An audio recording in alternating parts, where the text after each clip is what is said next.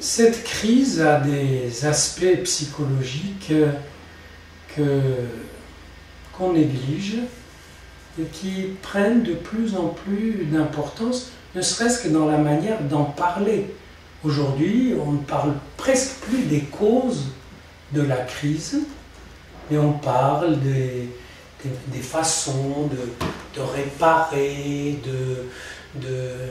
d'éponger la dette, de relancer, etc.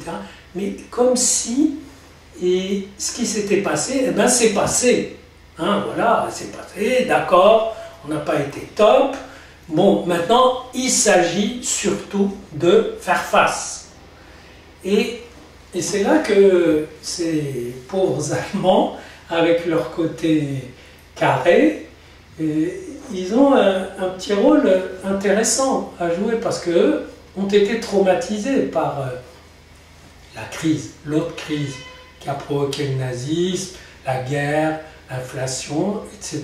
Et eux, ils sont carrément phobiques à l'idée d'une solution par la planche à billets, simplement, pour voilà, tout calmer, etc. Donc il y a une vraie guerre psychologique entre un point de vue un peu strict, certes un peu punitif, aussi un peu sadique, qui est on n'a pas appliqué les règles. Quand Angela Merkel dit bon, on avait des règles, on ne les a pas appliquées, c'est sa façon gentille de dire vous ne les avez pas appliquées et donc vous allez payer.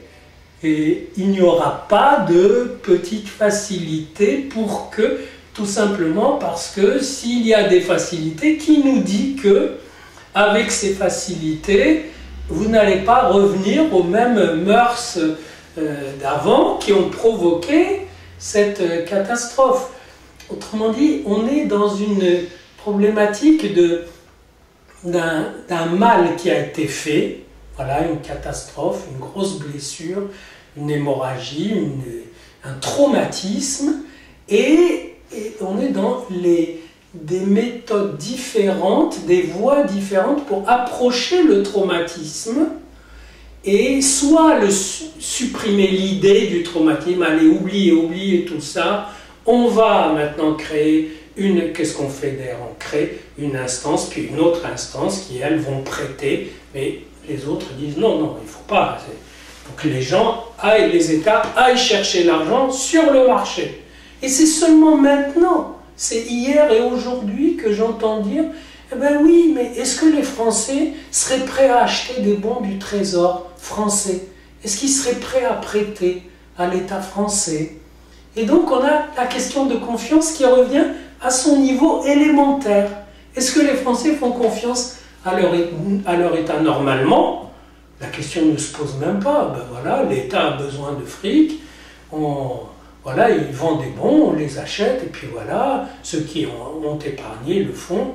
Mais on fait des sondages, et on s'aperçoit que la plupart ne veulent pas. Mais ceux qui ne veulent pas sont ceux qui n'ont pas d'argent à prêter de toute façon. Donc on dit, ah ben la plupart des Français ne veulent pas, etc. Il y a tout un mélange pour ne pas revenir à des repères simples, à savoir que la crise est d'abord une crise de confiance parce que les systèmes bancaires, financiers et même étatiques n'ont pas respecté des limites, se sont identifiés eux-mêmes à la limite en la faisant bouger comme ils veulent. Parce qu'en réalité, le système marchait pas si mal. Voilà, les gens travaillaient, bon, gagnaient ce qu'ils gagnaient, etc. Mais se battaient avec des ambitions, etc. Il n'y avait pas une ponction sur leur épargne régulière au nom de la crise, comme c'est le cas aujourd'hui, pratiquement tous les ans. Et du coup, bon, les gens ne savent plus où mettre leur petite épargne. Donc, c'est quand il y a un peu de surplus et qu'il n'est pas investissable pour des raisons fiscales, pour des raisons de confiance, etc., que la question se pose, justement du fait que les responsables n'ont pas respecté une limite. Ça veut dire que les banquiers ont envoyé sur le marché des produits pourris que les États ont envoyé sur le marché des produits pourris, c'est-à-dire des produits portés par une confiance qu'il n'y avait pas, puisque ça n'avait pas de limite. Et donc, c'est presque la notion élémentaire de loi qui a été bafouée. Il n'y a pas de loi. Il y a des réglementations, il y a Bruxelles, il y a l'Europe, il y a chaque État, il y a tout ça. Mais c'est de l'ordre du fonctionnement, du règlement, de comment on peut transformer telle ou telle réglementation pour permettre que... Et en fait, on revient aux mêmes questions. Les limites ont été dépassées parce que les gens n'étaient que des humains très moyennement honnêtes, et attirés par l'appât du gain en franchissant les limites, c'est-à-dire en vendant ce qui est invendable et en l'enfonçant dans la gorge des gens pour qu'ils l'achètent, et les gens s'en sont gavés et en sont malades. Et maintenant, on essaie de chercher une limite et c'est difficile, c'est la notion même de limite et de loi et de respect et d'auto-retenue en quelque sorte.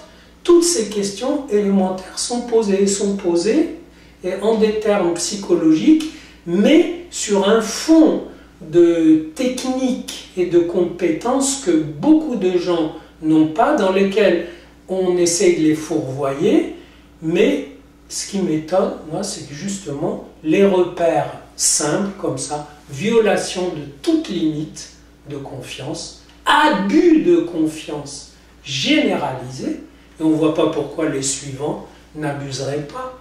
Donc c'est vraiment la question de la loi, de l'inscription de la loi qui est posée, et ça contrôle, ça calme, ça peut apaiser beaucoup de vertiges psychologiques.